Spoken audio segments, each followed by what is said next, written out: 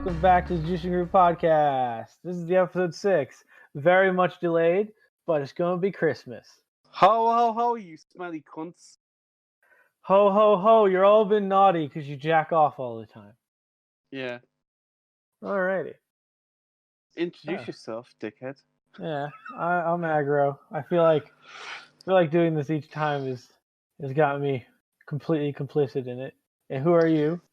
And I am Sbbeauregarde, and I once threw a bed at a small child. Why did you throw a bed at a small child? I don't know, I thought I could fucking catch it. I thought it'd be That's funny. fair. It'd be like, you never know, one of these days you might throw a bed at a small child and might catch it, and then it might be like, oh shit, super baby. Ha.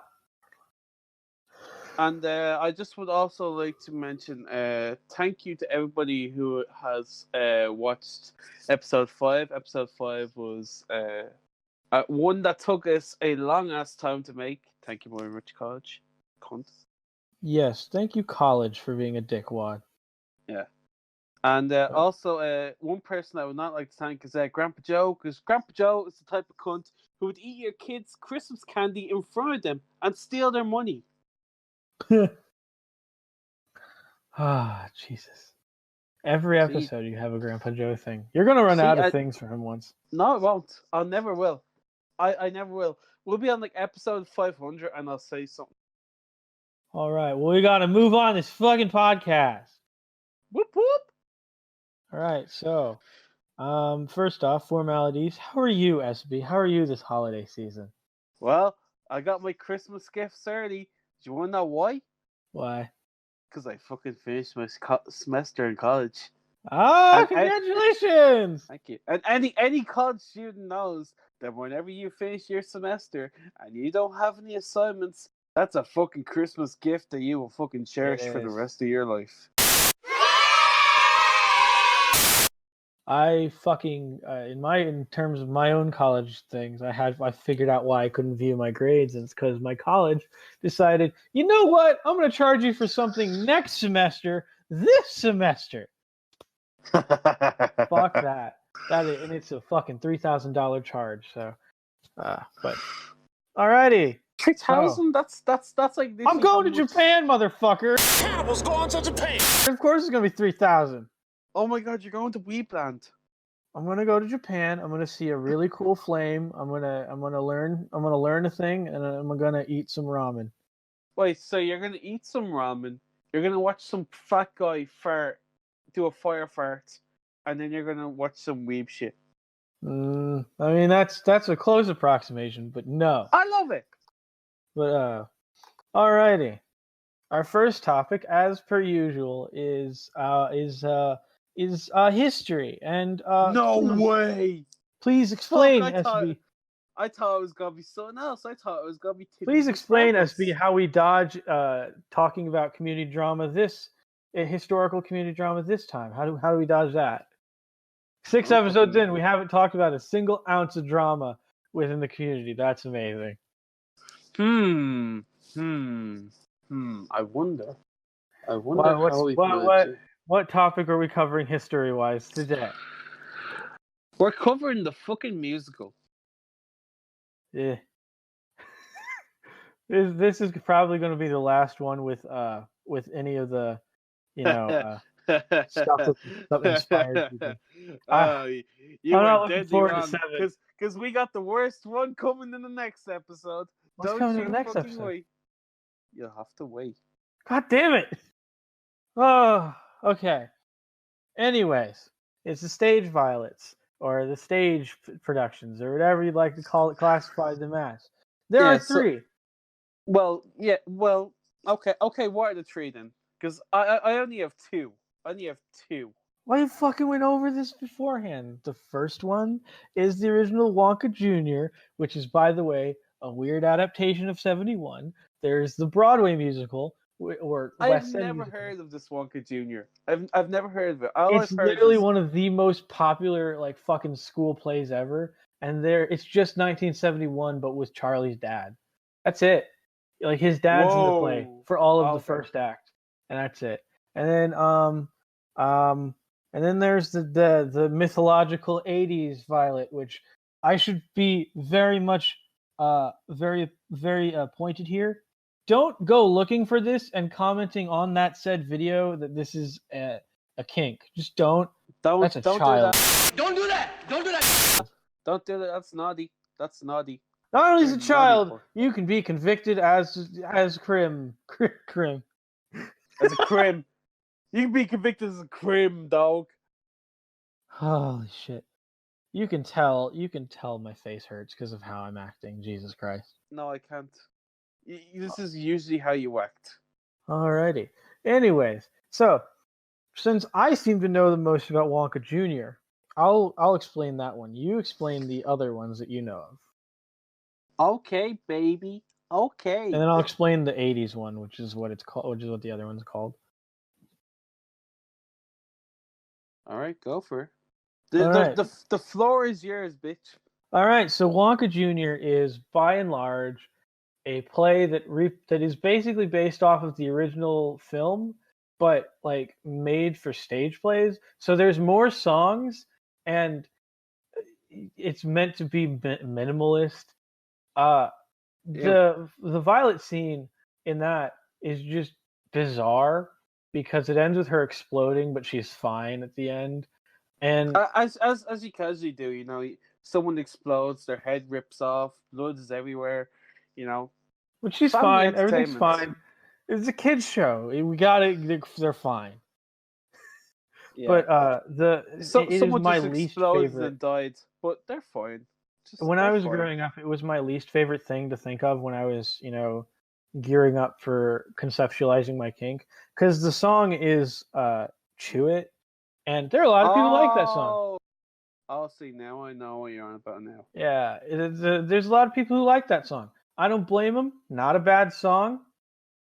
I'm lying. It's a very bad song. Oh, God! No! God, please, no! No! No! No! It is a horrible song. It is, and the first time I saw it, the lady who played Violet was like, I think 35, and she couldn't sing. She couldn't sing. Yes, she couldn't sing for shit. Let's Like, have first off, here's the fun let's part. have a 10-year-old played by a 35-year-old. Someone Here's who's here's three times here's the their crazy ages. part. Okay, the original play I watched was great because it was just a sheer lesson in how plays could be just a royal fucking mess of things. The original Violet that played Willy Wonka Jr. when I first saw it when I was like I think in third grade was this 35-year-old woman who is taller than her mother. Jeez, I am not kidding you. She was taller than her mother. This will only work if Willy Wonka is a midget in this and he's somehow smaller than the Oompa Loompas. Then you cannot call it Willy Wonka Jr. or Wonka No, Jr. he was a full-size man, and he had like a 5 o'clock shadow. There was a better version made like 5 years later with a near all-female cast, and believe me, they were lovely. But just the song she sang it flat, and the song in and of itself.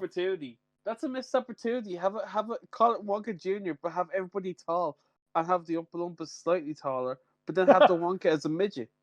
I mean, like, that'd be perfect. You're asking a lot for Rubidoo Resident Theater. But the thing is, though, you could do that. You could do that on Broadway, and Danny DeVito, he does Broadway. He doesn't mind playing a midget Wonka. If you want to view paradise. If you want to view paradise, then shove it up your ass. But no, it was essentially "Chew It" isn't a bad song, but it's not good, and it's a really weird process to go through as she expands.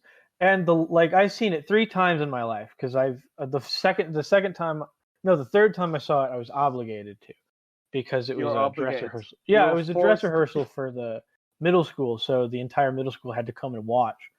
So you actually got to watch one in person. I've watched the play 3 different times in person. I know this play like the back of my hand. "Chew It" is the most ear-grating song ever. It's not the worst song, but it's the worst song to accompany a specific event. They should have just left it dialogue only. And I feel like I should make this apparent. It is not very clearly stated how you are supposed to get Violet to go from human to fruit in the stage play. So there have been some very fantastic renditions of how they did it. I've seen one online where they had Violet go off stage and then roll on a giant fucking balloon with Oh, a I've mannequin seen that. behind. I've seen that. It is the funniest shit. This stage play, as an animalistic bullshit piece of garbage it is, has led to some of the funniest goddamn meme-worthy content ever. I do not know how on It's earth like you could. it's like fuck, man. We're doing a Wonka movie. It's like, how are we gonna do the Violet scene? I just show a fucking parade balloon. I got a tarp. I got a balloon. We got this. I got this, man. But, Or it's better than some other versions. We'll get into in a few moments. Jesus. But- But it's essentially, it's not a great play, and it's the characterization of Violet is essentially it's 1971, but like to the 9th degree. So it's like, So how it's like obnoxious it's can like you make it? 1971 Violet on cocaine. Yeah, it's fucking awful. And there are a lot of people who Cocaine like on- the stage violets. I know why you like the stage violets, and you should be ashamed. You But- fucking diddler. But You like, goddamn diddlers. but like, the like when I was younger, it was that those three that really the original, the remake, and then the plays that really sort of got me to coalesce my interest. But that one was the one that had the least effect because it made me almost ashamed to have, or it made me almost ashamed to say I liked the character or had a crush on Violet when I was younger. Press It was F just- for shame. When I was like, because like when I was 6, I was like, oh, Violet's cute, I want to protect her. And then I saw the play, and I'm like, I don't want to ever. See, no, you're still affiliate. protecting her. You're still protecting her from all the creeps in this community. You're Protect her. correct. This is true, but like, I saw the play, and I'm like, I feel ashamed to even say I am at all interested in this character. This is the worst writing of a character I've ever seen. Like, I will hammer this home. She is obnoxious as shit. She is annoying. She's not just loud. She's like unreasonably so. It is So grating. she's the typical cunt. Yeah, and when you explain the next version, you can explain why that character is like 9,000 times better. Well, isn't she kind of the same though? She's still kind of a rich, pompous cunt though. But, like, Yes, but she's like toned down.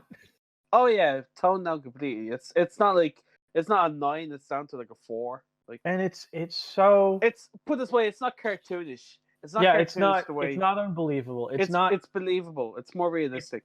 it's not made. It's not an ad for Broadway. It's just Broadway. Yeah. Which, if that isn't obvious, SB is going to talk about the Broadway Violet. So there's two Broadway- different versions. I suppose there's two different versions. We could talk Yeah. about the West End, and then we could talk. They're about the exact same. Fuck it, the- they're the same. Yeah, I know, but one is like decent, and the other one is like watching a car crash.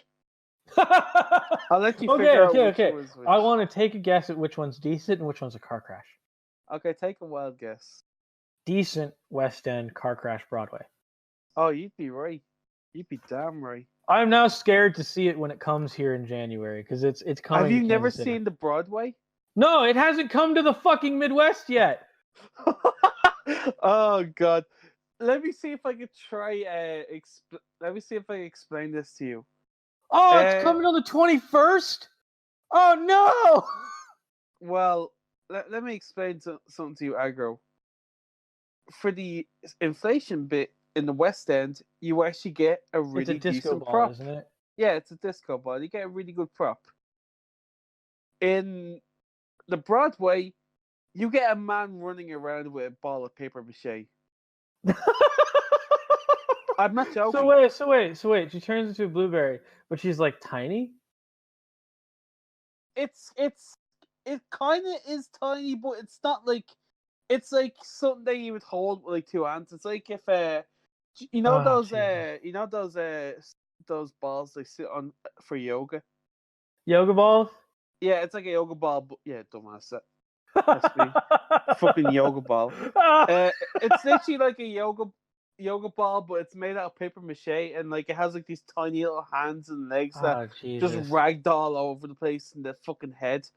And When I see the film, when I see the play, I'm gonna watch and pray it's at least a little better than that, but I doubt it. it won't be. It won't be. We'll make a podcast review of it, and then Yes, because we'll I'm have to I'm talk somehow about. Oh, because I'm somehow going to magically teleport myself to misery and fucking watch no, this you're play. not. We'll just record the podcast after I watch it. Okay, fair enough. But yeah, back to the West End one. Obviously, you know, It's a disco ball, and it's very funky. Music's funky. very funky. Better. I will better say soundtrack. the first song, I think it's Juicy or something. That's like a decent, and then the one after is fucking dreadful. The one they use for Whoa. Broadway. What did they use for Broadway? I forget what it's called, but I remember when it first came out on Broadway, everybody was like, "What the fuck is this shit? This shit sucks. Get out of my face." There's Be gone, Double Tom." Bubble Duchess, which is her introductory song. There's Juicy. No, they removed Juicy and replaced it with some other thing. That's fucking just rank. But it's really bad. Like the Broadway is like, it's like fuck. How would I describe it compared to the West End? It's like if you watched if you watched a Marvel movie. I'm just doing this for comparison's sake. If you watched like a Marvel movie, say if you watched the third Thor, and then you went and watched the second Thor after. It's like one's like, oh fuck, this is like really, really like pretty good, and then you watch the second one, it's like, oh. Oh, it's better than Wonka Jr., I will say.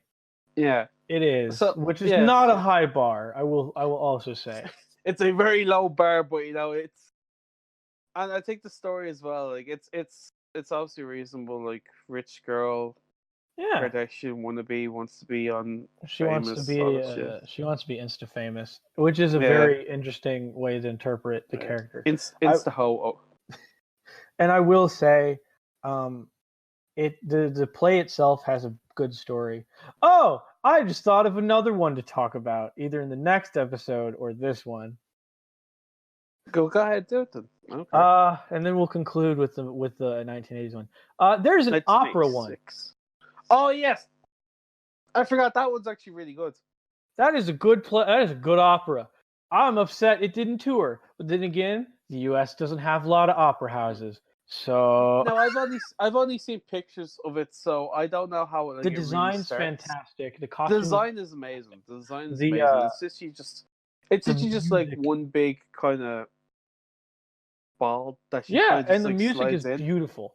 Like opera is a good medium for this. It's entirely in English, which is kind of disappointing because if they went for full Italian, that'd be just pristine. Just great. It's the gum, very nice, yum yum.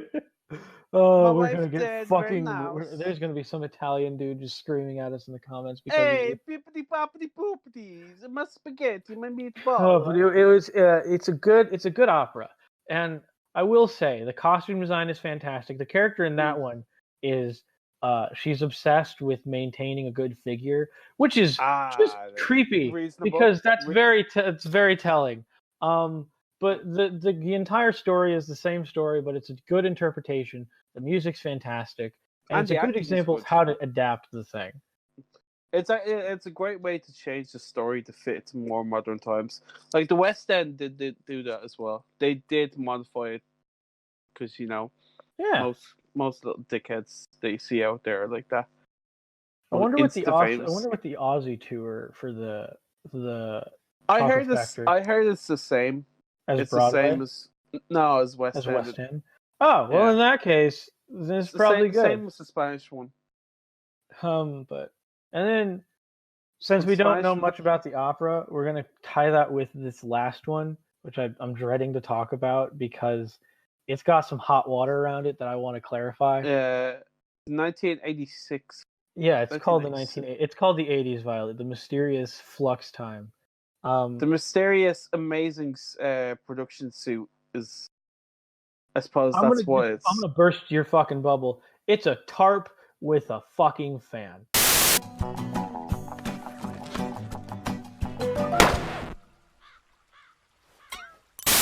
That's what it is. It's nothing impressive. But it's impressive even to like today's standards. It's visually impressive.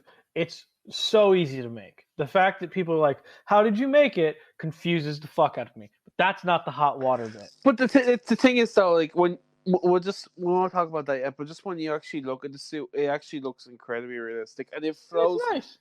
It looks natural. Like it looks like something that they could have used in 70. Maybe they might have not been able to use it in the 71 movie. They could have used it. Perhaps. It's cute. It's a cute outfit. Got a cute. I suppose look. It's a. Yeah. The best way of saying it looks a lot like the Alien Ant Farm. It does. In terms. Now, I want to address the hot water because I know there are some people who are like, I got to find this right now. Don't go looking for it, please. No, please don't. We already had a bunch of people from bodyinflation.org just go and perv on this child. And let me reiterate, no, don't do that. Don't fucking do that. These are children. It sure is interesting how they did the suit thing. Don't fucking perv on the child. Do not comment in any capacity. Hey, this is a thing that people are kinking about. Don't say that. Don't do that. Don't do that. Who the fuck did that? That's some fucking asshole did that. That's some fucking gobshite did that. Some fucking dozy little cunts did that. But no, I totally understand being fascinated by the process. Don't fucking perv on a child. I don't see. I don't fucking do that. Just don't do that. I don't mind when people are like, oh, how did you make the costume and all that? Because they're interested in the production. That's all right. That's cool. But like when you're asking like some weird ass shit, or just saying, hey, this is the kink, guys and girls diddle themselves off for you. It's like a bit like, whoa. Just don't fucking do that. Don't do that. Don't do it. Just don't. That goes for you kids. Don't do that as well. I know you're all retarded as fuck, but just, use that one little brain cell that you might have and don't do it. The minute you start getting older, you should start expanding your interests in the kink to fit your age range and moving past what you originally conceptualized as attractive, because, and this is very key, if you don't, your kink will develop along the lines of infantilization and power dynamics. That will lead you to pedophilic tendencies. And that's not something we want. That's not something anyone should want. Don't do that. So evolve your kink to move on with your tastes and match your age. Don't fucking keep staying at the same 5 parking spaces, you pieces of garbage. Yep, that's it. Okay. That should actually transition into the next bit. Oh yeah. Because we always have the we got the good old rant here. Oh. I'm gonna be very clear here. I'm gonna be very clear. This is very deeply personal to me. I have had somebody in this community deeply affect me. And they know they have, and they're doing their best to change it. Hopefully they do. A lot of people don't have faith. I don't care. They won't. I don't know how you have sympathy for this person, because I will give fucking anyone the benefit of the doubt until you give them too many benefits. Like, I know that, but at this point, it's either give him the benefit of the doubt or report him to the FBI. And I don't have a good case, man. So I've asked a legal person. So I have. Do not doubt my connections. Anyways, I girl's got secret connections. He will take you down. I'm gonna take you down, boy. Pedos. We've talked about this before. I don't think we've had a rant on this. If we have, sorry if I'm repeating myself, but I like talking about this topic because for some reason it just doesn't end. No. My fucking God. I would like to give my thesis. I would like to give my thesis statement on pedophiles. I think they should be all lined up and they should be shot. I or they think they should need be. to get help. They need to get No, severe no. help. I think they should all be lined up and either, if they've done an act to a child, then that act should be done to them by big With a hot fucking iron rod, yeah. yeah. I get that. If they raped the child, then fucking lock them in. Fucking get them in a cage, lock them in there or get a bunch of Brock Lesnar looking motherfuckers and like fucking. Get a Now, bunch of like Tyson Furies in there and just give them weapons and all that and just say have at it, let's go at it. now, here's the reason. Like, first off, as I said before, with the '80s, the mysterious '80s stage play, don't go looking for this and don't go perving on this child.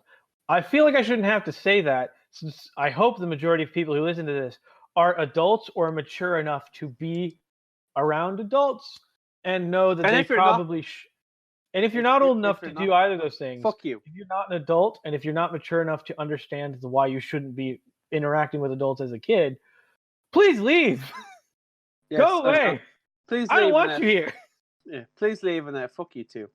Like, I don't know how to start this. Essentially, what we have in this community is the single easiest proclivity towards pedophilia I have ever seen, because there's no accountability. And that accountability, when it happens, it is demonized, vilified, or seen as not fun. And I'm going to be completely honest with you. If you think that we're demonizing you, vilifying you, or not making it not fun by saying that you're a pedo, you're right. We're going to demonize the shit out of you. We're going to vilify the fuck out of you. And we're going to shit on you and make you feel bad. Because you should not be around children. And you should definitely not be in a community that is so very close to having that problem. I don't. Like if you go around being like, oh, that person is so sexy, oh, that violet is so sexy, you should be fucking killed. You're a fucking disgusting human being. There are two infamous examples. One I will not get into because the minute I mention his fucking name, he's going to show up in everyone's inboxes pretending like he was just taking a break. I'm not going to mention him. He knows who he is. Yes, and we know you're using your girlfriend only for fame. Because you have no personality. The other guy is... You have... No, and let me face, you have no personality. You have no artistic ability. And when it comes down to it, you're only dating a chick because she has some clout. And she's only using you because you have some connections. You were once famous. And you now were once not. famous, and now you're not. Moving on, you were hanging I do not want a message from this motherfucker in my inbox. No. I will take the heat for this. I will take the heat from this. I'm not mentioning any names, but you tried to screw over people. You owe people money. You put this community back years. So fuck you. Oh, this is supposed to be for episode 7. Jesus Christ. Oh, you should have told me that. I'll save it for episode God damn 7. it! No, I don't. I don't know. Anyways, okay. The other person is named Adrian. Adrian's Expansions. Recently, he has made some statements that he will improve. Those are on very thin ice to most people. I'm going to give him the benefit of the doubt because, you know what? At this point, I got nothing to lose. He did so many things. I won't. You're a pedophile piece of shit scum. Fuck you. Go ahead, rant your shit out for him, but like... No, he's a pedophile like piece of shit scumbag who fucking tried to get me to do fucking content of little kids when I was financially burdened. So, you know what, Adrian? Fuck you. I hope you fucking have a miserable life, you undeserving waste of sperm. Fuck you. And fuck your whole family for making Jesus. And you know what? Fuck you for controlling TMC's market as well. You fucking wanker.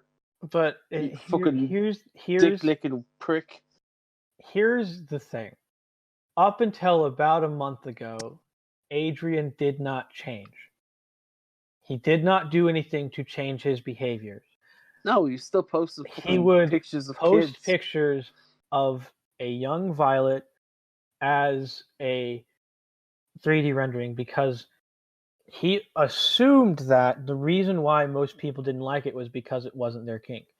He had no understanding, or he refused to understand that it wasn't just their kink, not their kink, that it was not just, it was illegal, it was disgusting. It was. Because he's a fucking idiot. He's an idiot. Just say it like it is. He's a fucking I am moron. trying. I cannot be that mean. I cannot be that mean. You're not being mean. You're just being realistic. He's a fucking idiot who knows what Regardless. he's doing. He knows what he's Regardless. doing, and he knows it's wrong. But he He still has does it recently anyway. changed his behavior, but that doesn't change the fact that he did definitely affect me, SB, and several others, and he needs to be taken with a grain of caution, and he needs to improve his behavior. He can work on it all he likes, but until that behavior is consistently approved, and it's not just a 1 month trend thing, people will not believe it. That's what it is. It's a 1 month trend. I don't care. I will say it's a 1 month trend thing. Fucking prove me wrong. Prove me wrong. I can't prove you wrong because I can't see the fucking future.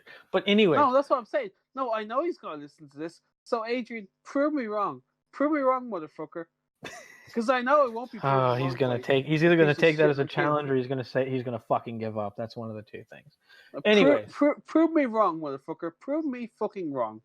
I'm going to be completely open and upfront and say this right now. If you haven't already known this, if you didn't already know this, Adrian did sexually groom me.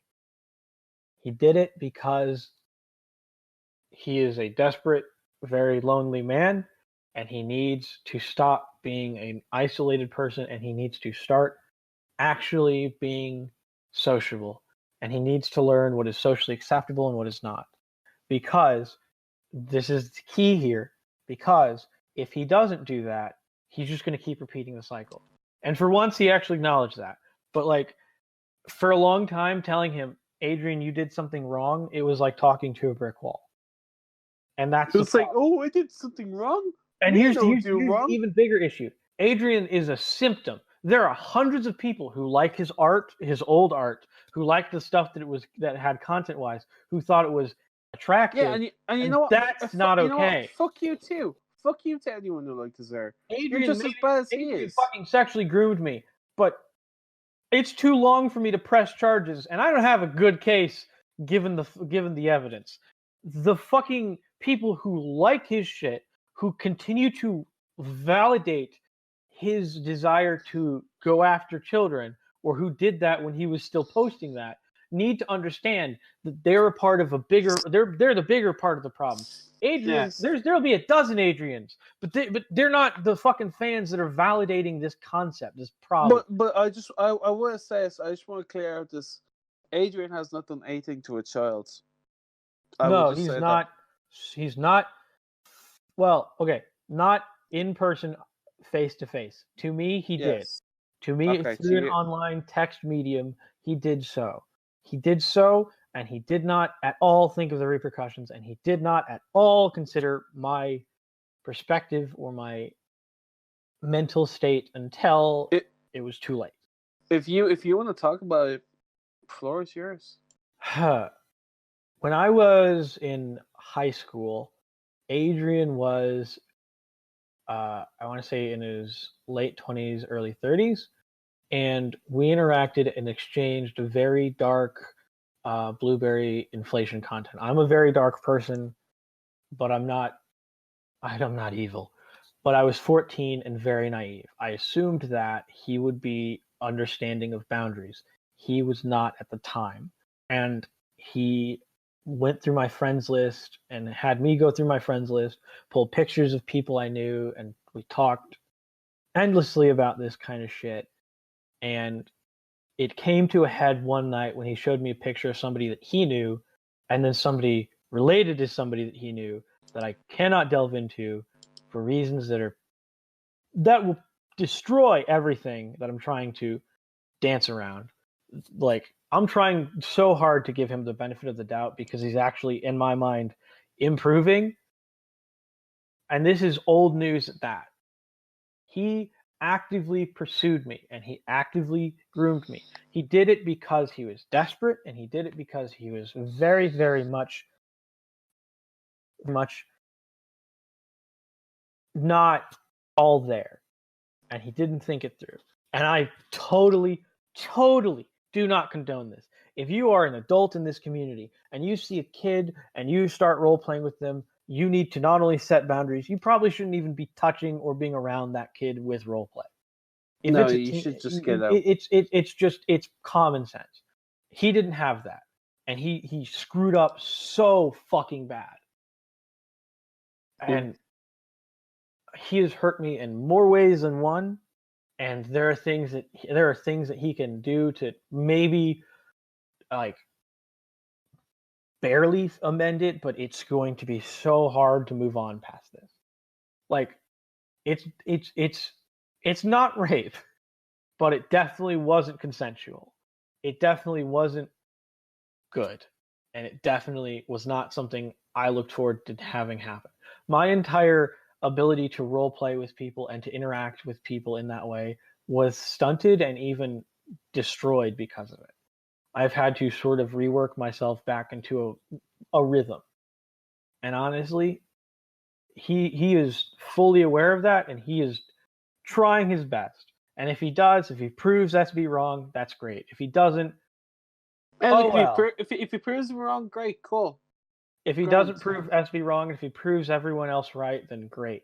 I don't Then care. great, he's still a cunt. I'm trying to move on from this. I'm trying my desperate most to avoid as much as possible talking about it, being around it, and just moving on, because it's just a bunch of bad memories that I don't really want to have, but I have. So This community is a great support network, but we need to make some very big restructuring and repairs, one of which is making a very hard line divide between adult and child interaction. Mm-hmm. Okay? Which is why I say, if you're listening to this podcast and you are below the age of 18, I do not want you to ever send me any sexual content or anything sexual. I don't want you to. In fact, I'm barely sure if I want you to even listen to this. No. Just don't. Stay away. Because we are not fully capable of taking responsibility for whatever happens, and we're only human.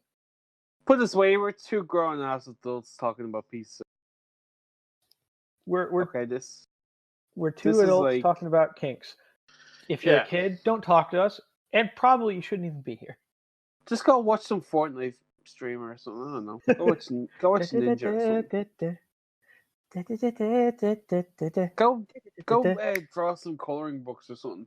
Literally do anything else. We understand. Thank you for your patronage and thank you for viewing, but please, just don't try to interact with us until you're of age, and even when you are, understand that we have boundaries. Those are hardline boundaries, and that goes for everybody. Everybody has boundaries. Yes, yeah, so many boundaries. Okay, how are we going to transition this into the artist of the week?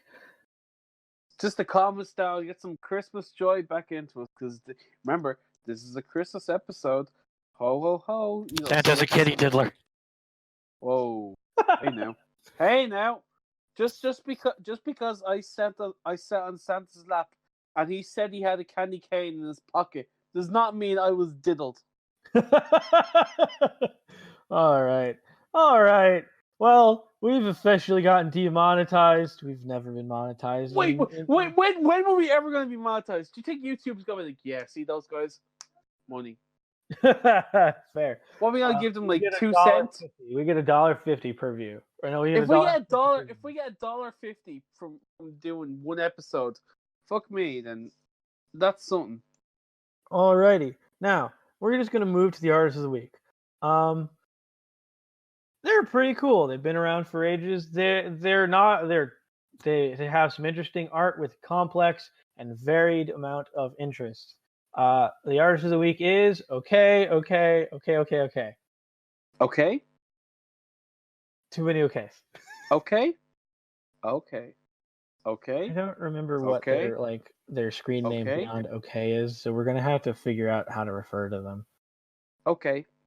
They made one of the earliest long-form Blueberry comics. Okay. What is it called?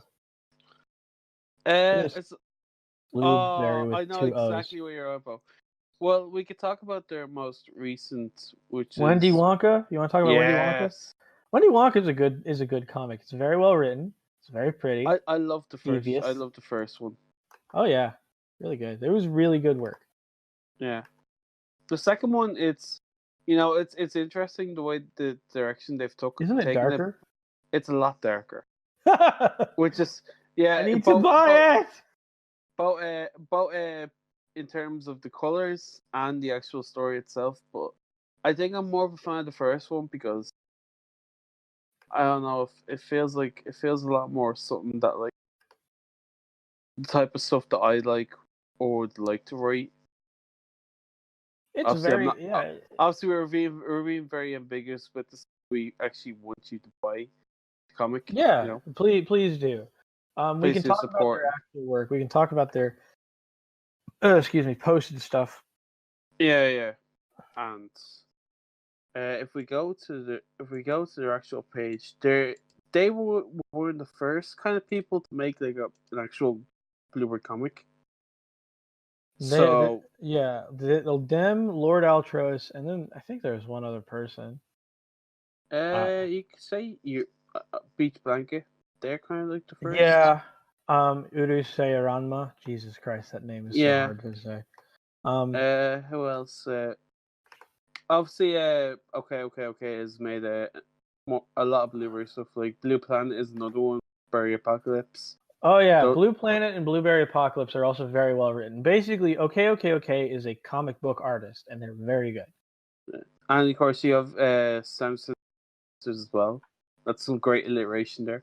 Oh yeah, and then if you aren't familiar with who this person is, or their work, their first piece that I can remember being a long form comic is the Blueberry, which is that's exactly what I was going to get onto.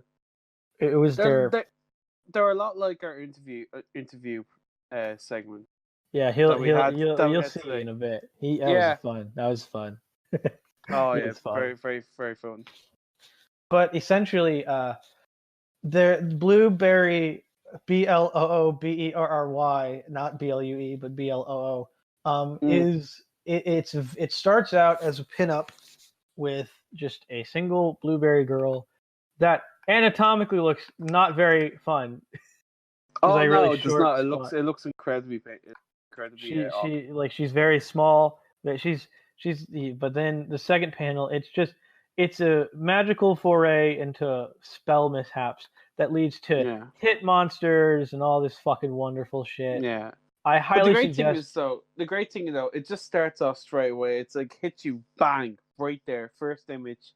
Full on punch in the face, yanks the tooth out. I'm still fucking angry. Yeah. I'm still fucking angry about the wisdom teeth. But it's a very, very take a shot every time Agro mentions his wisdom teeth. We'll have you dead by the end of the episode. OK is a very good artist with a lot of skill and a lot of ideas, a lot of creative, interesting ideas. And I highly suggest people purchase their comics, look into their comics like Wendy Wonka, because they've improved vastly from their original art style and have become probably one of the biggest trendsetters when it comes to the community by and large. They're very good. And the thing is, though, OK, you get so much like diversity in the actual types of transformations that he does. Oh yeah, absolutely. Like he has like anything you can think of, he's got it. Anything from transformation to specific types of fetishes.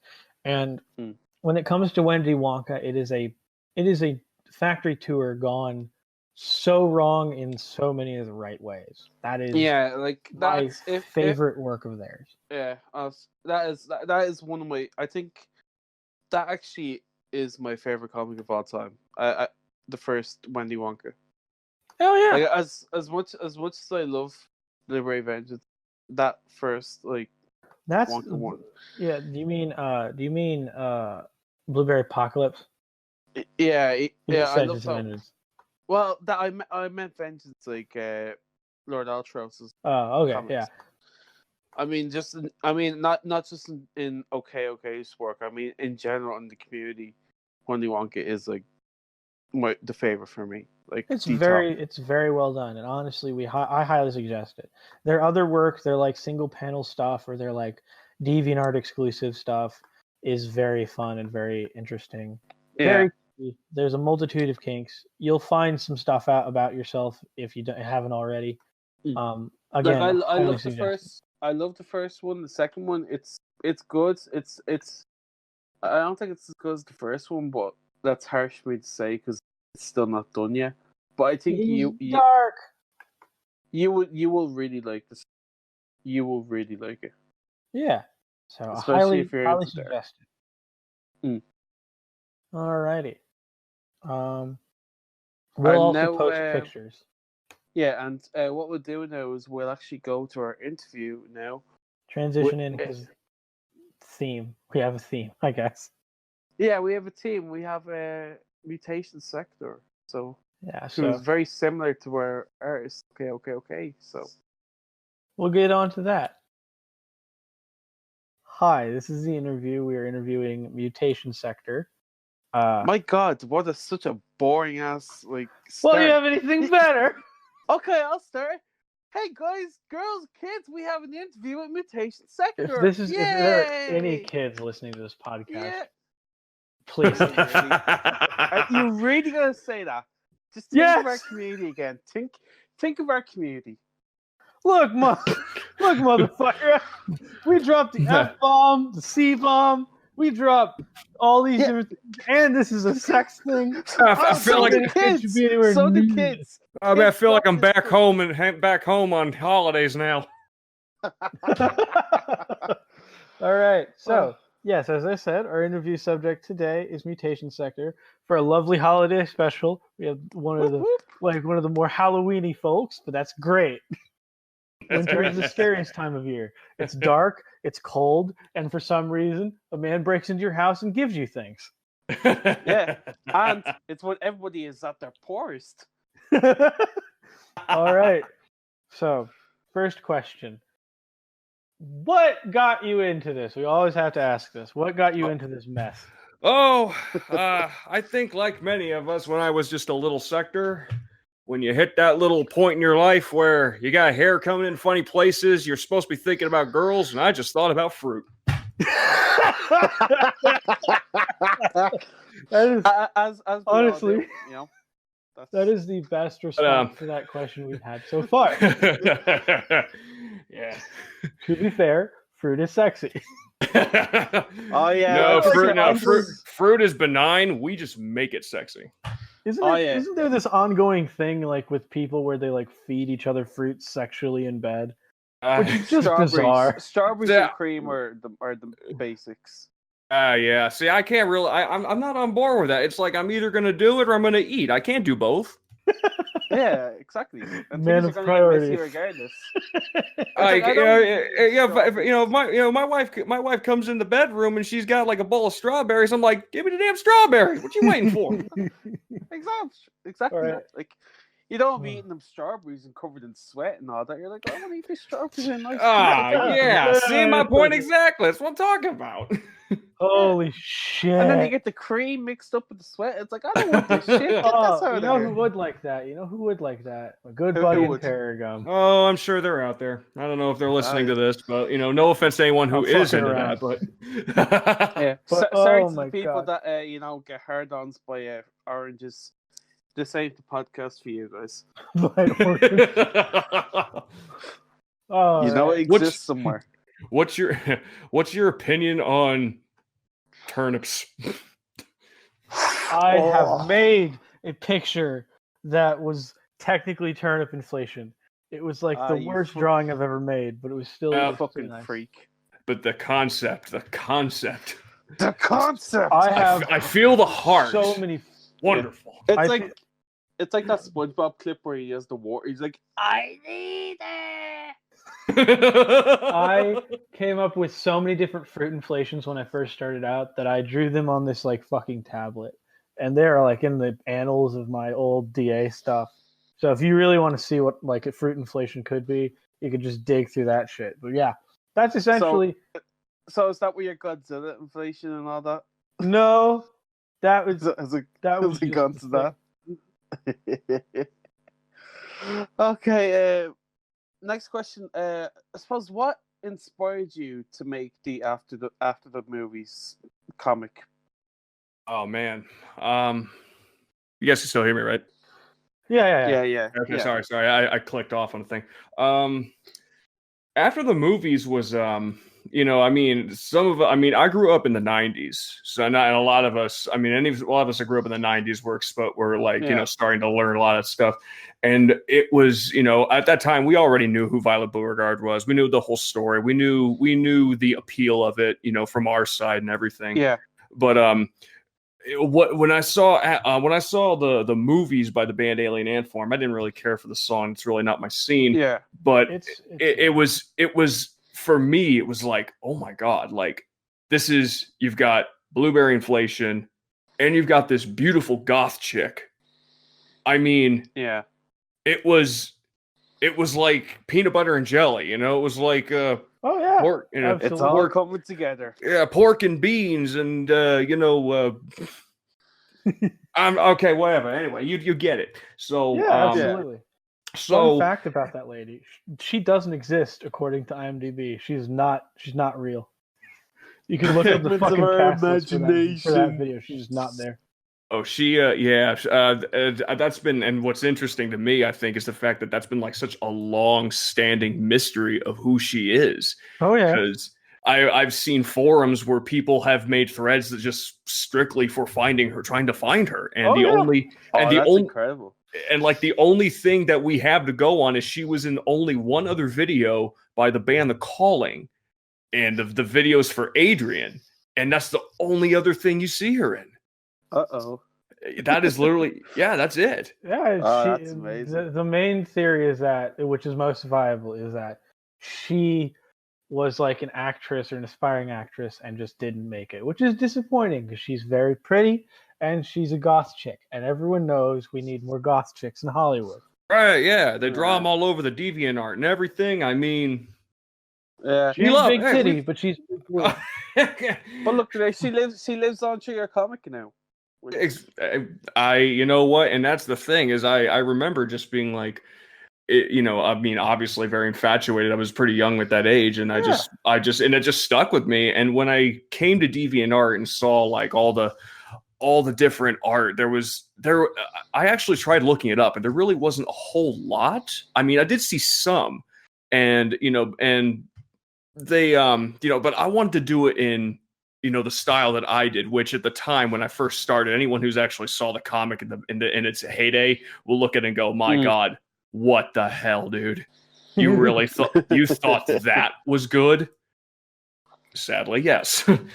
Yeah, we've all been, yeah, hey, it happens. So, but and it was just something that I just kind of wanted to, you know, I just wanted to kind of create a story, you know, like what happened afterwards. You know, I mean, in the video is like, in the video, it's really short scene because it's like you see it for like what, maybe at most on just under a minute of stuff. Yeah, and it is. It's about 45 seconds. I was gonna say around 45 seconds, and you know, and then it's never mentioned again. And I know most, you know, general Q public whatever, you know, just kind of laughs and goes, that was pretty funny. It's a good thing, but you know, in our community, you know, we love stuff like that. You know, that's something, exactly. You know, we enjoy that, you know, and so we want to know what happened afterwards. You know, we want to know, how did it get there? What happened after she was tossed around? What was the mood of everything? You know, and these were all the questions I and I'm sure a lot of other people had, and I wanted to explore that. I wanted to see, you know, what did this, you know, where did this, you know, how did this girl turn up? What happened? And I just created a story for it. And I just tried to, you know, present it with the best of my abilities as time went on. Yeah. I would say it's a very beautiful story too, the way you present it, because it's very sympathetic to what happens to her, as well as very much it's neo-Gothic, like as opposed to the, you know, quote Gothic style. If you go through art terms, it's neo-Gothic, so it's very dark, but seeing the light in darkness and stuff, and being very gentle with what happens. I was you know, I just wanted to, it was kind of like that, because I feel like deep down a lot of us, you know, decent, you know, people, we see you know, I mean, there's not a lot of us left. Okay, I'm just saying. You know, No, totally. it's like, hey, it's like, ladies, you're in the right community looking for good guys. We're here. So Yeah. we Fuckwits don't exist. We have Oh. cookies. We have cookies. Don't trust those. Yeah. Anyway, yeah, I've seen the movie, both of them. So anyway, but it was like, we have these like, we all kind of have that kind of desire to, if we see, to save the damsel in distress. That's kind of where I was going with it. It's like, this is it. Most of the times when we see this, it looks like it's a genuine problem, like something, it's a physical anomaly, it's a physical transformation that could possibly end in something pretty drastic. But what if you were the one just, to lend a helping hand and stop it, slow it down, save her? What if? Yeah. These were the, Would say not save her. Jesus Christ. I think that's what I personally love about most. It's the fact that the story behind it. That's what and really drives it. Because you see, like most of these clips, and they just follow general format and all that. But with this one, it has like a story to it, and like a genuine story that you can relate to, which personally is what makes it for me. I think as well as if you look at the colors that you use, it's just such like artistic vibe. Like it gives off like a local Chicago 80s vibe. Nightclub vibe. It's just, and it has a happy ending. Yeah, the closest I can compare it to is like a kind of like the first Blade Runner, if anyone's ever seen that.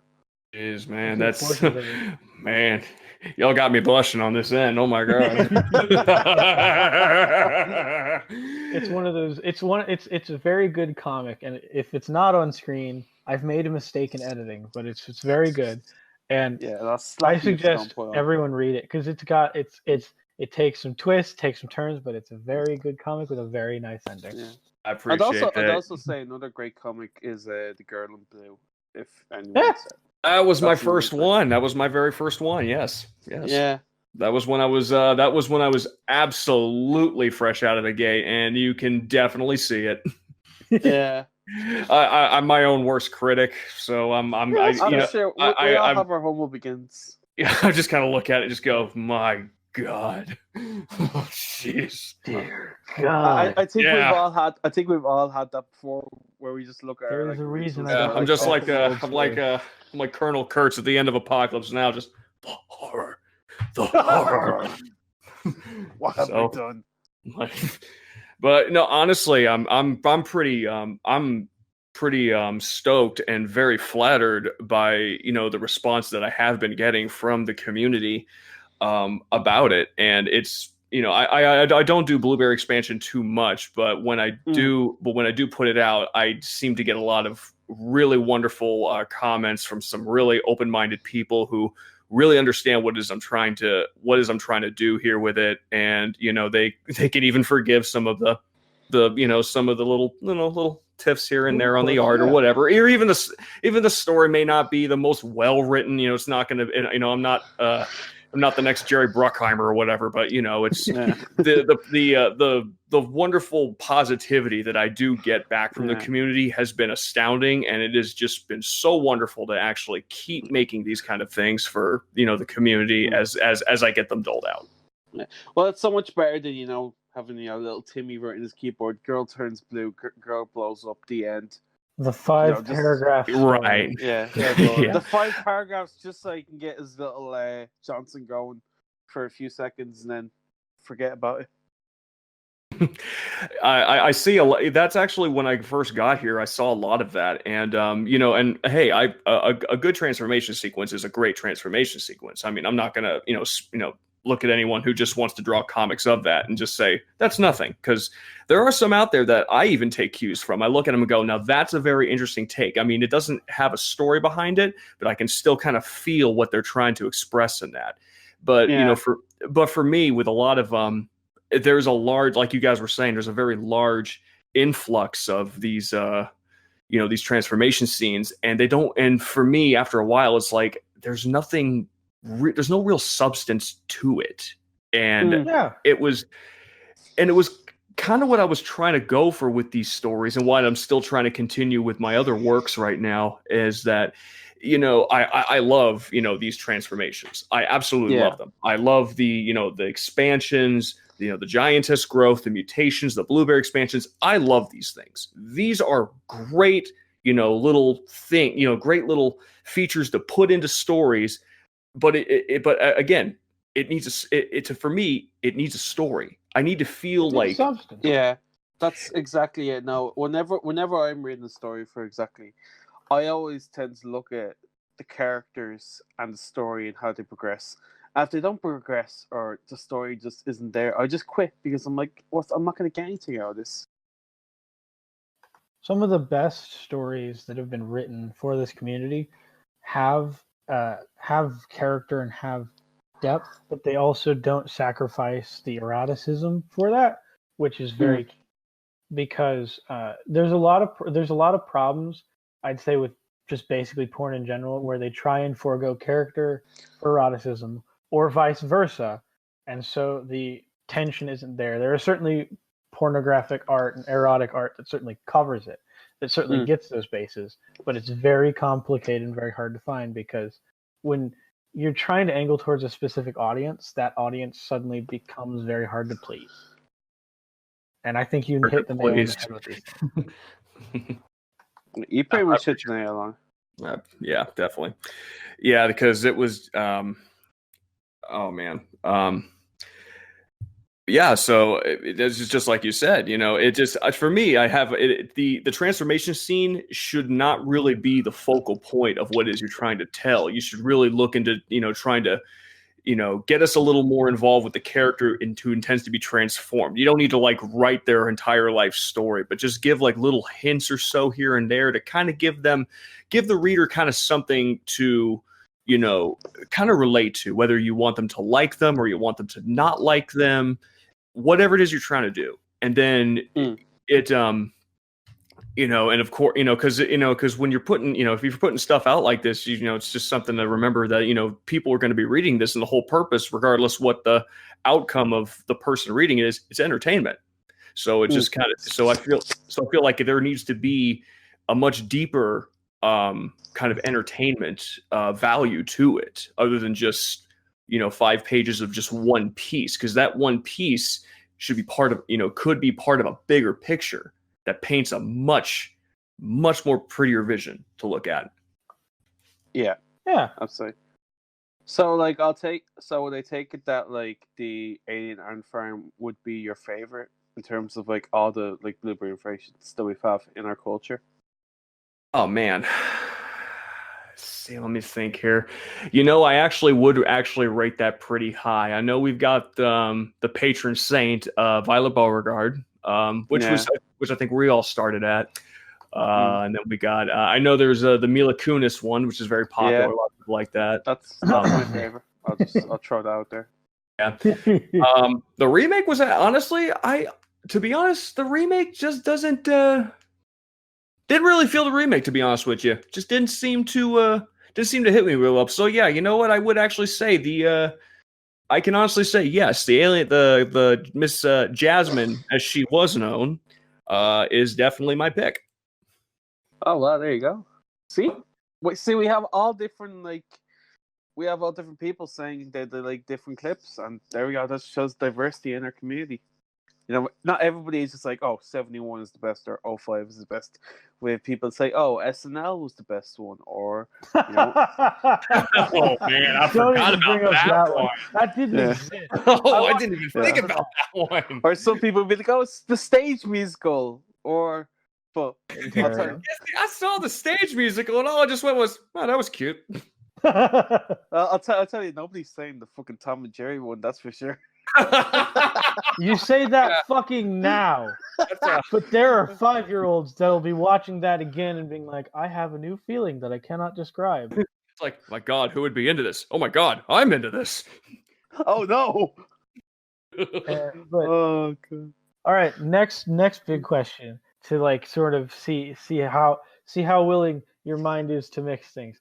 What fetishes or what kinks do you think mix the best with blueberry? Because I always like asking those with people who have a variety of interests with inflation.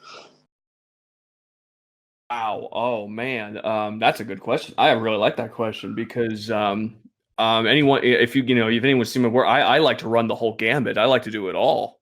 all these. You just have a fucking like lottery or something. You just have a I know. roll of I'm just kind dice. of I'm sitting here just like turning wheels like doing like math equations I've never even thought about anymore. Going, oh, God. I'm seeing numbers they aren't existing. So I'm like, Numbers. I can't even count this high. So, oh man, honestly, wow. I definitely do love giantess. Again, I don't even know if I'm pronouncing that right. Yeah, You got it. Yeah, Giga, sure, that sounds good.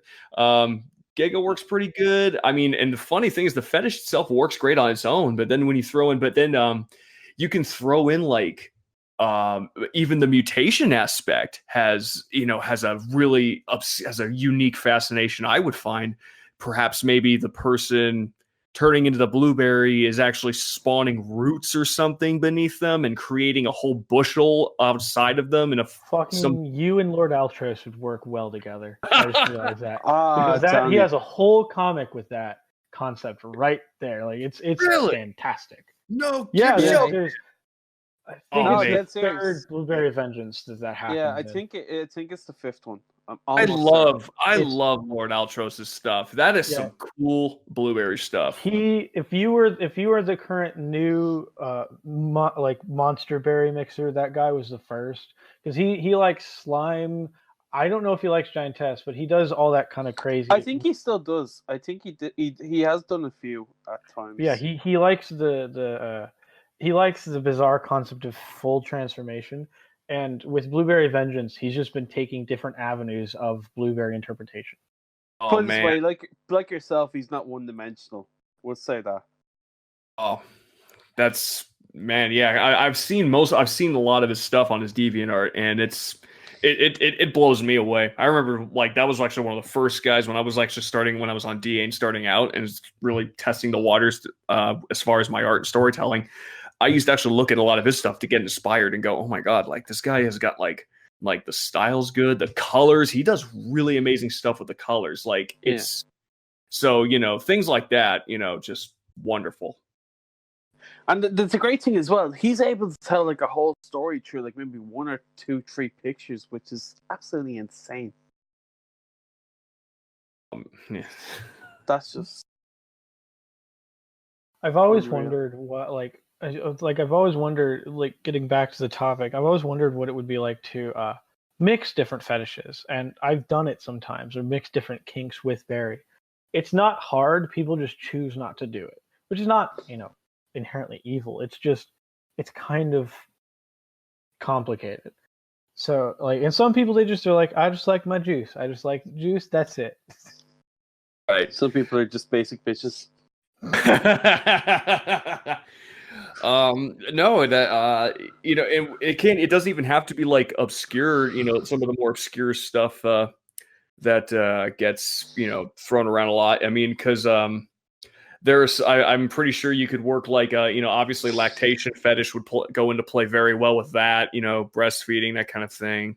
So honestly, there's a lot that you could really do with it. If you can really really get creative with it, you could probably do some crazy stuff with it that would just blow the lid off of a lot of different things. It would really you could pretty much establish your own fetish at that point. Just go fucking crazy. Just exactly. Come crazy. Yeah. Come crazy. Yeah, there you go. We're coming crazy over here. Good. Oh, that hurt my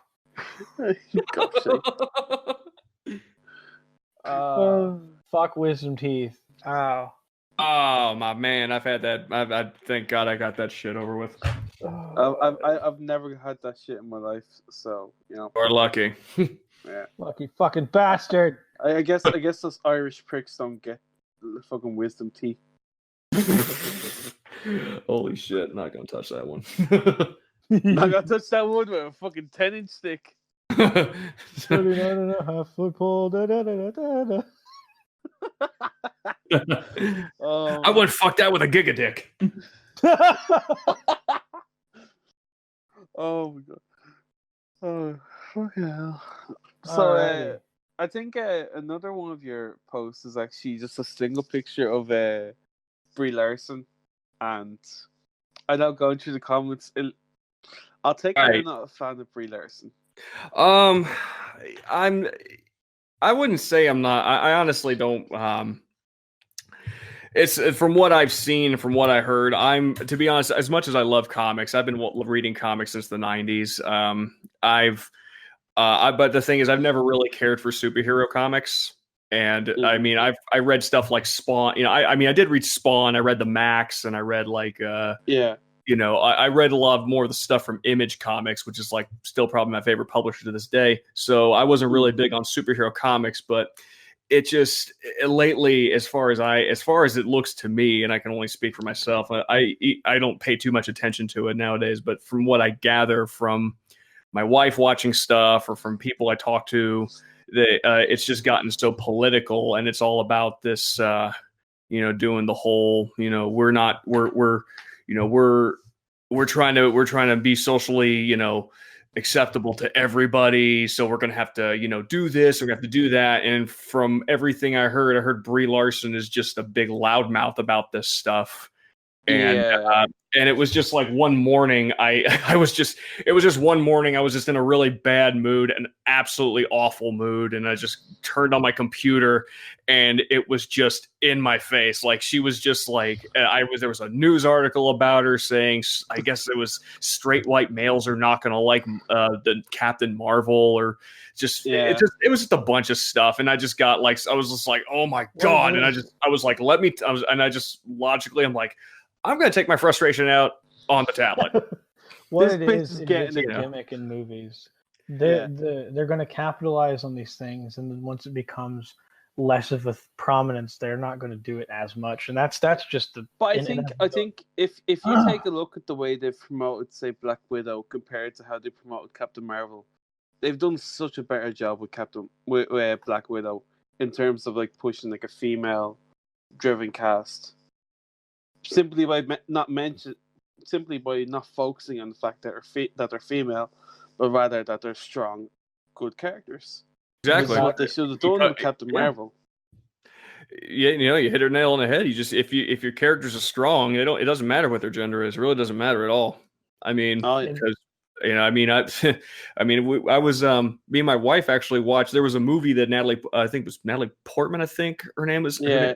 She was in a movie called Annihilation.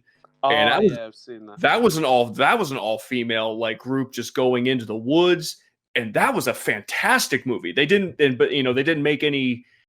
There was no conversation. There was no like gender bashing. We're not, you know, it's like you don't have to. You can empower your own gender without having to bash the other. You know. You know, a lot of movies have done that, but the problem is they get swept so under the rug because I feel like that's like the new thing to do now is, you know, you want to feel empowered, you know, then you need to stick it to those people over there. And it's like, no, you just better yourself. You just, you know, do, you just take a look at yourself and just make yourself better.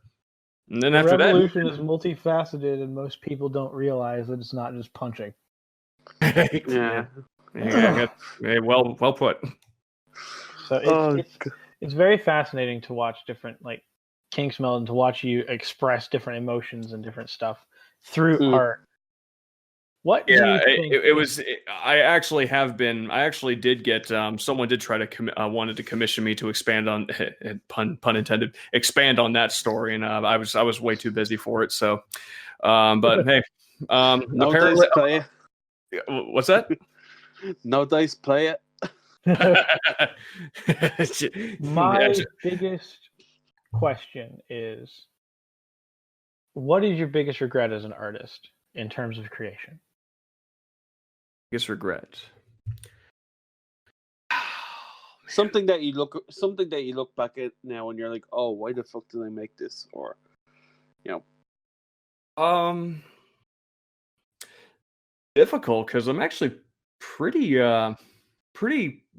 if not content, very, very happy with most of what I've done, because as an artist, you know, like I said earlier, I'm my worst critic, but at the same time, I look at my art now and then I look back in my gallery of where I started and I see how far I've come and developed because because I love drawing. I've been an active illustrator and, doing this for almost 8 years now, nonstop. And we're talking like back when I was doing traditional, like just on a draft board with pen, paper. Yeah. I had an office literally just drowning in crumpled papers because I was upset and infuriated. But I did it every day. And to this day, I draw something every day. I may not post it. It may not be finished, but I always get up in the morning, have my cup of coffee, do whatever I need to do. But then at some point I come back to my draft board, pull up the tablet and just draw something. If I'm practicing or if I'm finishing up a project, a commission, I'm always drawing. And when I look back at all the stuff that I have drawn, and I just sit here and joke, so, hey, that's not really that good quality. But I look at it and go, man, I may not be the best. I'm definitely, I'm sure a lot of people can look at my work and say there's still some amateur mistakes. And they're right, there are, but they're definitely a lot less than when I started way back when. And to get to the skill level I'm at today, I'm actually really proud. So I can honestly say each piece that you do see and the ones you don't see have been a stepping stone to where I've gotten to. So I can honestly say I don't think there's really any regret as far as piece that I've made. Fair. Yeah, I can definitely agree with that. Like I know exactly how you feel because whenever I look at my own art, it's like I might look at something say I did in like 2014 and I could be like, it's okay, but it's more as you said, a stepping stone. Whereas I say as something I made like 2 days ago or a week ago, I could be like, man, shit, that looks so good. It's like, oh, and you think about like your progression that you've made. It's like, geez, Yeah. So I get exactly where you're coming from. Actually, SBB. I'm not sure. I'm sorry. I really don't know how. Sbbeauregarde. No, you just say SB. You just say SB. Okay, cool. I'm just sitting here like, man, that's way too many syllables for me right now. But actually, I remember you made a post, and that actually inspired me to actually draw up a small draft, and I actually wanted to present that to you. No. You and I commented. I commented under your post. I said, you were like D. Reynolds, and I'm like, oh my fucking god! I'm still actually making that image. I'm in the progression of making that image. Oh man, when this is over, I got something to link you and stash. Oh baby. I think you'll like it, but I know you. But the thing is, I know you claimed it first, so I wanted you to look at it and give me your. I don't claim ownership over anything. I fucking love that show, and I'm like, you know what? Nobody else has done so. I was like, I'll fucking give it a shot. I don't care. No, you're absolutely right. No one has. And then when you brought it up, I'm like, yeah, why the hell hasn't anyone done that? Like, that's perfect. I mean, it writes itself. It's like it's something that you actually believe that could happen in the show. Like you genuinely believe that it could do that. Yeah, like I said, I've got something to link you. Like if I'm big on stories, so I rough drafted something. And I use the term loosely, a rough draft. Look, it sounds like music to my ears. But it's something that you could genuinely see them doing in an episode. Absolutely. They could do a whole episode about that because I know. And as malicious as those characters are, you tell me that that if that happened that they wouldn't be laughing their ass off at her. Of course. I mean, you know damn well each one of those characters could fit one of those fates. I already have it in my head. I mean, you're right. And when you said that, I thought about, man, that scenario pretty much writes itself. It's just so there. I mean, you clearly, you obviously got D as Violet, you got Mac as Augustus, you got Dennis as Veruca, you have fucking Frank as Mike, and you got Charlie as Charlie. I was saying, you have Frank going, I had to take a tour with a guy with a fruitcake and a top hat. Oh funny. my god! See now I actually want to see that because that would be fucking hilarious. One day. What I wrote for was that Frank actually was the one who made the deal with Slugworth because he thought it was a Jewish name and he thought it'd be a good business investment. So he brought the gum. Deandra got to it because, of course, they were they're rating his fridge even for his meat. So she just pulls a stick of gum. And she goes through the motions. She starts exclaiming how she tastes tomato soup. It says tomato soup is disgusting. It's the ass of soup. Says, oh, it's a baked potato. And they're like, Frank, you really screwed up. Who the hell is going to want gum that tastes like potato? And then her nose starts turning blue, and like, oh, is her nose supposed to do that? And Charlie's like, yeah, that's like what dogs do when they're healthy. No, Charlie, it's their noses are cold, not turning blue. Oh god, it just writes itself. That just writes itself.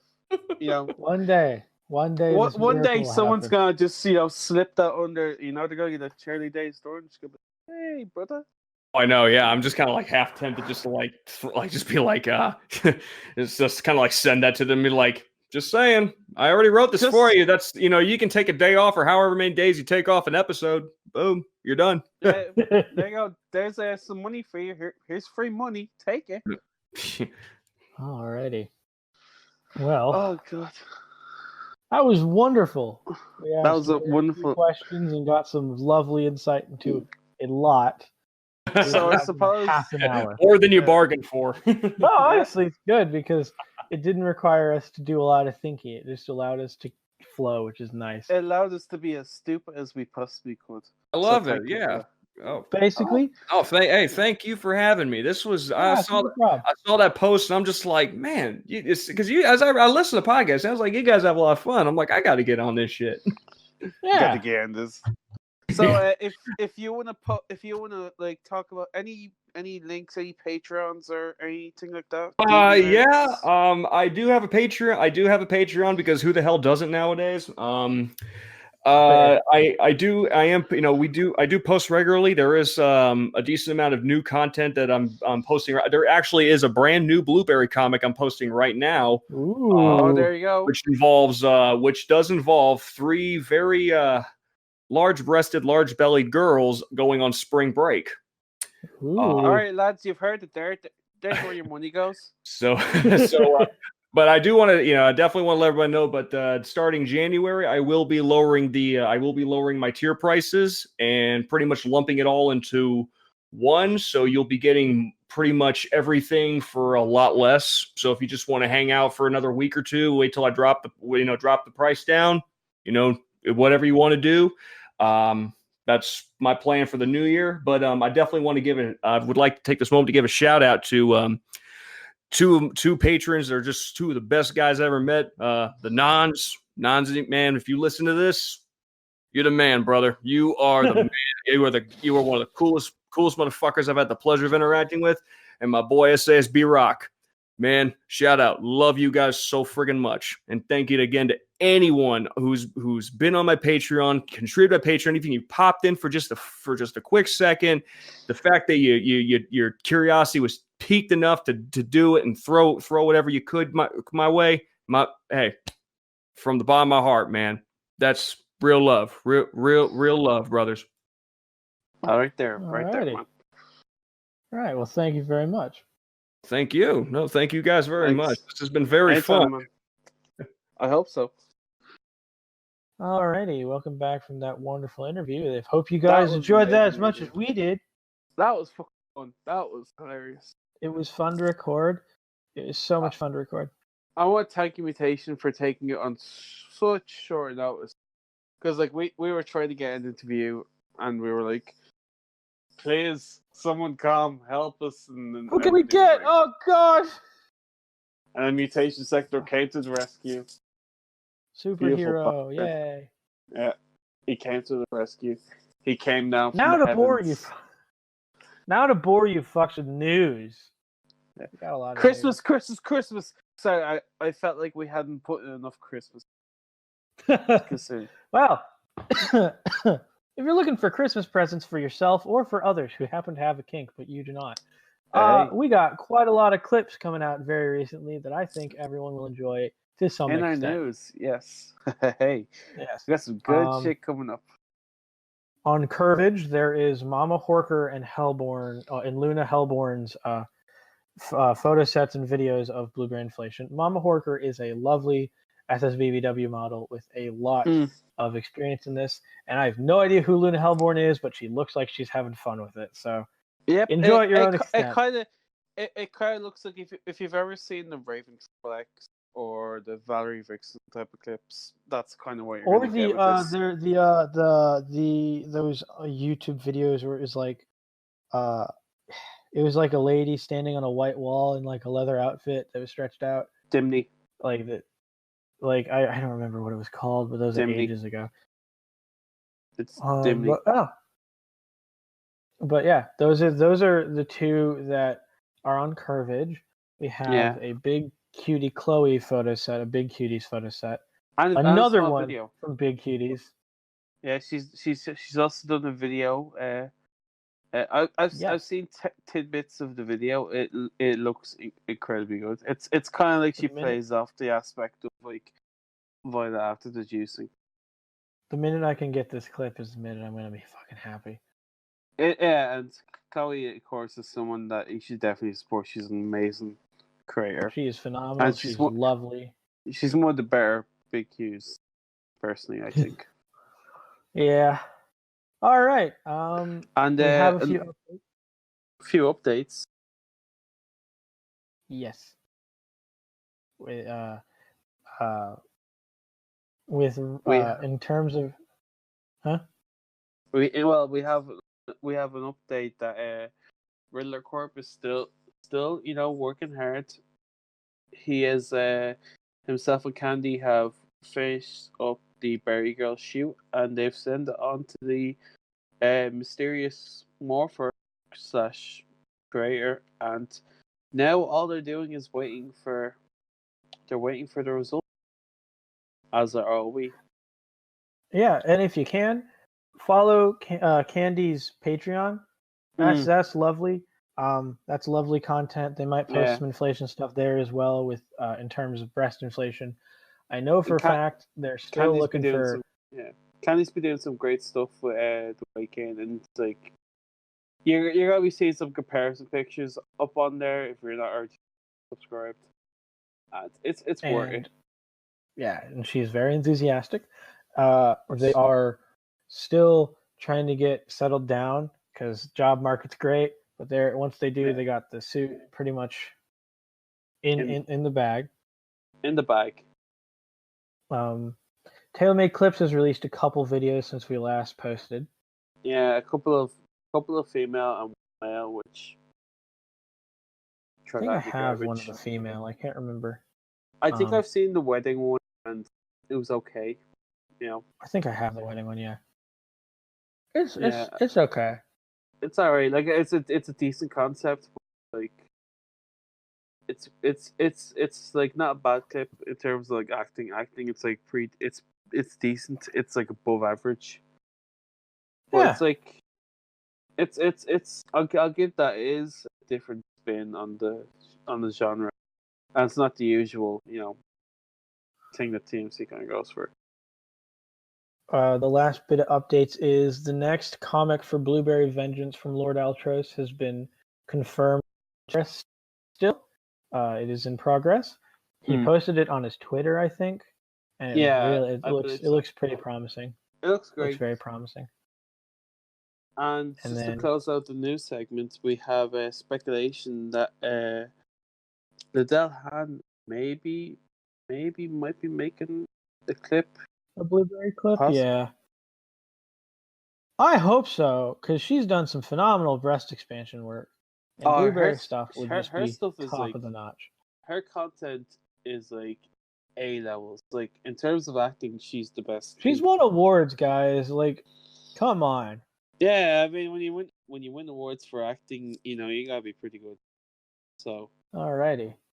That's all the news we could find. Don't kill people. Jeez, that just that escalated really quickly. Just talking about clips and people winning awards. So it's like, oh, by the way, don't kill people. That's like reading like the Grinch or something. That's like reading the Grinch to a kid and be like, oh, by the way, don't get an STD, kid. Merry Christmas. Jingle bells, Jesus. jingle bells, HIV for you. Jingle bells, don't fucking murder. Yeah. Just now, I'm a Aggro has fucking saved idiot. one life. I'm sure a murderer was listening to this, and you know what? He's like, damn, maybe I should be like Aggro. Don't murder. Don't worry, I'm not fucking- gonna murder. I'm not gonna murder you on Christmas. I'm gonna walk away. Merry Christmas, folks. But then he's still the Alrighty. scumbag. He's still the same scumbag that would rob a turkey leg or something. Alrighty. Now to our second to last segment, I should say. Boop. All right. SB, you start this because this was your idea, and I want to figure out how to do it. This is kind of something that This is something that came up in my mind when I was at history class, listening to historiography. I'll basically say historiography is the way people tell history, the way in which people tell history, the way in their historical and social backgrounds influence how they tell a certain event. So, I thought this Fucking one, nerd.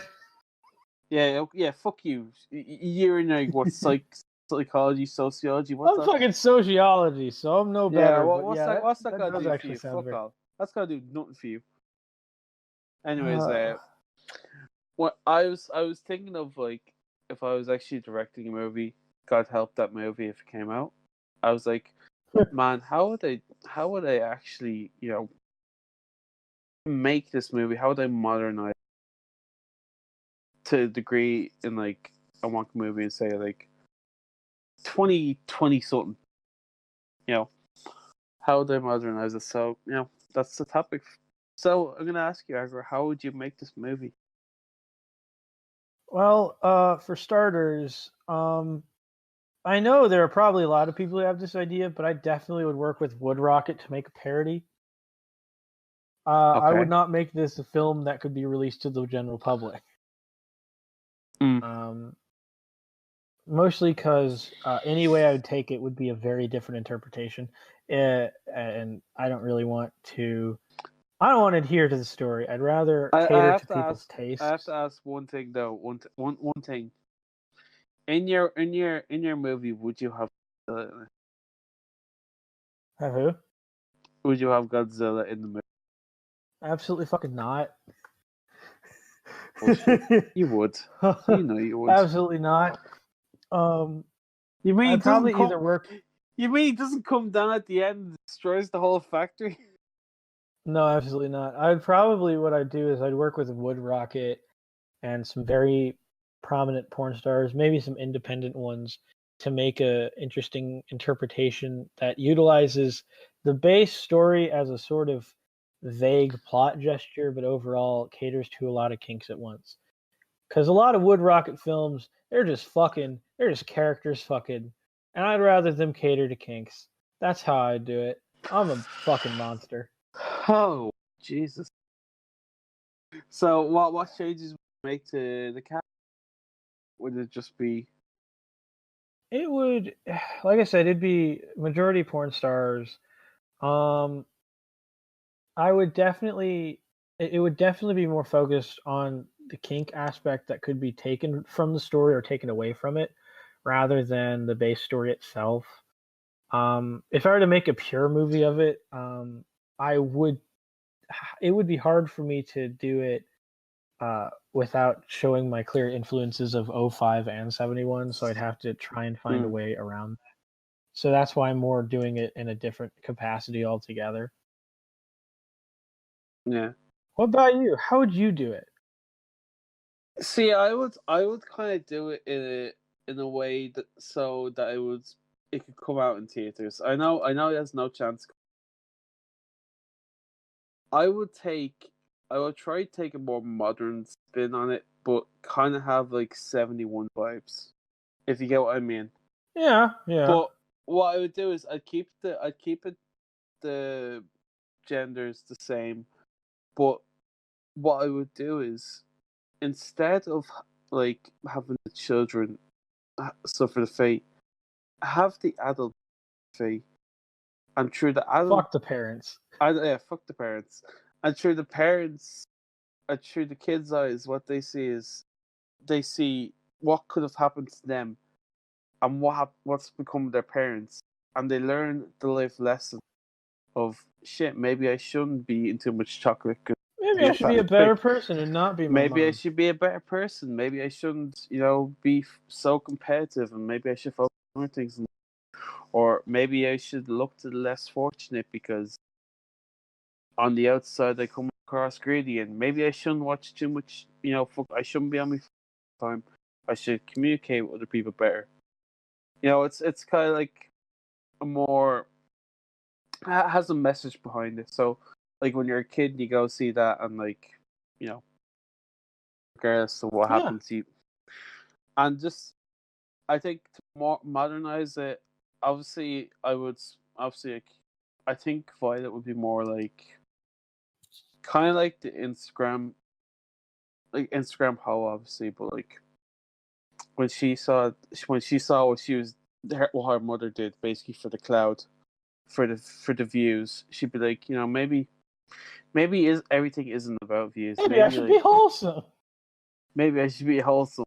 I know. It's hard for influencer to believe, and then like obviously when you see like obviously say Augustus, he's like talking, he's like, you know what? Maybe I should think about my so that I can live long, and then obviously when you have Ruka, she's like, oh, maybe I shouldn't, think so badly of the poor because I might have all this money, but in the end, money doesn't mean everything. There's more to life than money. And then obviously with Mike, you have, obviously, you should communicate with people better because you're gonna make better communication links with people by actually communicating them and not with, being on the internet, or you can even bring up the cyberbullying thing, or it's like, shit, man, maybe I shouldn't bully people on the internet. Because we don't know what people go through at certain time periods. Yeah. Charity, just don't make them out to be like a fucking I am Jesus, like in the 05 movie, because I fucking hate that version of Charity so much. I fucking despise. I hate that with passion. It's like, oh, what fuck? I'm like Jesus. Oh, that person did something wrong. No.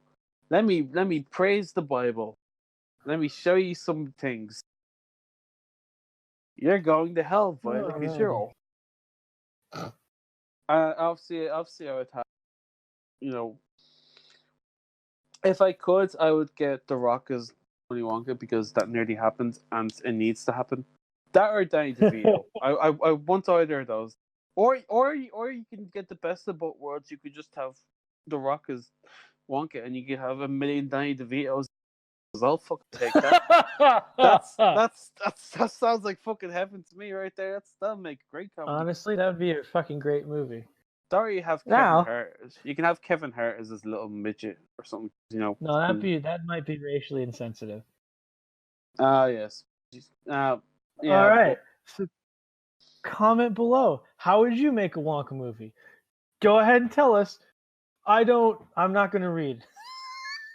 I read. I will tell you. I read all the comments. I'll trade them. I have to read the comments because for analytics reasons. But if you tell me something I don't want to know, I'm gonna report you. I'm gonna report you to the fucking. I'm gonna report you to the popo. I'm gonna report you to the YouTube police. Logan Paul, Rice Gum, Leafy. He's not even on. No, he's not, because he's a pathetic piece of no chinless shit. Jesus. So got some built up anger issues here with it. Alrighty. Oh shit, we didn't even talk about the inflation part. Oh yeah. I don't know how I'd do that. I guess with mine, it would either be a BBW model painted blue, or they would do a suit thing, but they'd actually do it okay. And they wouldn't be Yeah, I would do a mixture of the 71, but at the end keep it and take parts from the '05. Like obviously have like a red belt and buttons on like, but it's kind of like a more '05ish, but like longer and like more kind of realistic, and have some Yeah, clothes rip. Just have some clothes rip, because let's be honest, we're gonna try to keep this somewhat realistic. Now, don't go yeah. crazy with clothes ripping. Just like tad bits rips here and there, and have some. I mean, come on, nothing like too crazy, Alrighty. but How about yourself? Like I said, I'd either have it be a BBW model or painted blue, or Mm. or a suit thing, but have it perform better than just a latex ball. Um, I might even mix the two. My biggest thing with it is trying to get it to be alluring as opposed to stiff, which is kind of hard to do for some people for some reason. Yeah. But other than that, that's how I would do it. I don't know how. This is kind of fun. It's kind of Mm. fun to speculate what you'd do if given the reins and infinite money. Infinite money. Sure. I'd love. And That would what be we're gonna do infinite money. now is we're gonna give you a Christmas present, because it is the season of giving, and It is. we give no fucks, but we will give you a review Maria Live's Blu-ray clip. Now, if you haven't bought the clip yet, please do support Fucking her on buy that. it. It is a great clip. Maria Nice. she's an incredibly good actress, and when it comes She to sells it money, well. She sells it very well. yeah, Alrighty, so this will be the review for our review for one this of the this is our Christmas present, our lovely Christmas present to all our viewers. yeah. We're going to be covering a fairly recently released Maria Alive video that she had been working on for a long time. A couple of months now, I believe. It is in a it has been a while since she announced it, but she's finally released it. It looks and is pretty good. I'll let Yeah. you take the reins for this because this is your treat. Oh, this is my treat. This is what I'm giving to my fans. My fans. So, I honest to God, I actually really enjoyed this clip, and it's mainly down to Maria's ability to act well, because Maria, when she acts, is very, very good at acting. She's very good at expressing emotion and getting a point, her message across, getting her message across. Point. There you go. Speak, SB, you dumbass. It's So, okay. and the great thing is that the story of the actual video is simple. She likes purple drinks, but she only has blue and pink. So she's like, fuck it, I'll mix them together. Even though it says on the background, don't do this, don't do this. But she's like, what's the worst that could happen? I know it's a common trait used by most people in this community when they're doing most characters, I should say, when they're about to meet their fate. They're like, sure, what could go wrong? Take this as granted. Everything could go wrong. Everything and anything could go wrong. So, obviously she drinks, and just a little burping. Not my thing, but I'm sure some people enjoy it. And of course, as she's going along, she's like, "Oh, I feel kind of weird. I feel kind of sick." She's like, but it's probably just a drink." And, sound like every girl at an Irish pub. It's probably just a drink. But as she goes on, she continues to drink. She continues to drink. Eventually, she finishes the two things, and she's like, "Okay, I'm fucked now. I feel fucked up."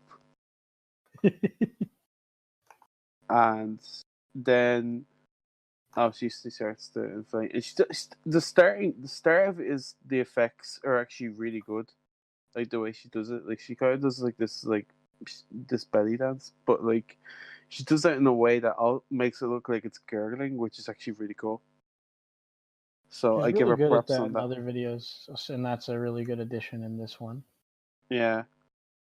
And then when she's kind of like standing up sideways, and her stomach starts to push out, that's really good.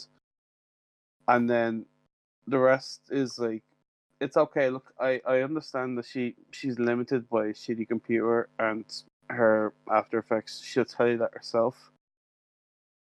The effects are like okay, like they're a lot better and a lot more effort has been put into it than say other people's. So I will give her credit for that. It's like alright. One of the main inhibitions for a lot of people with this kink is that it's very hard to realize. One of the mainstays of many more beginner or amateur or first time versions of this is they tend to morph the space instead of like putting on a costume, like with TMC. And I think partially that's because there's a monopoly with that specific style with TMC. But like the thing is though, like it's a suit that's 1,000 grand.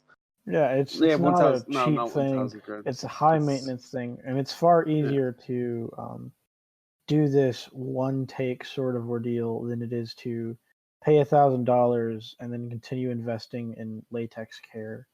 And put it this way, with TMC, when they invest in that clip, they know they're gonna do a bunch of clips in it because they know it'll sell. Whereas if you're a small time like kind of independent, you can't really. It's a really big risk. You're taking a chance. Yeah, like Miss X did it, and she bought the suit and she did maybe 2 videos on it. But she could have done plenty more, but then she sold it off. But and part of the reason why she did was because it wasn't profitable, because there is a large piracy group in the community, which I'm going to be completely honest. If you're going to pirate clips, you should probably not be on the internet. These women, these people work their asses off, and you should compensate them for it. Oh yeah, absolutely. Absolutely. Like, especially when they've worked hard in it. Like when they've kind of put in the lazy efforts, I guess you can.